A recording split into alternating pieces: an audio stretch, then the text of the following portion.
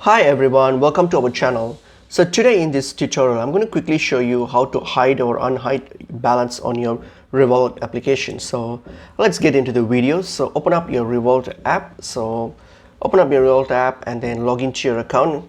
So once I've logged in and everything, so once you're on your home screen here, so what you're going to do now here on your top left here, you have your profile picture. So click on your profile icon there. And once you click on your profile icon, so go down. All right, and then you will see an option called security and privacy. So click on that. All right, so under security, you'll see an option called hide balances.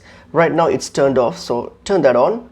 Okay, and then this should now hide your balance. For example, let me go back and see if you look at it, it's been blurred, so it's not visible anymore. It's blurred, so I've already hid it.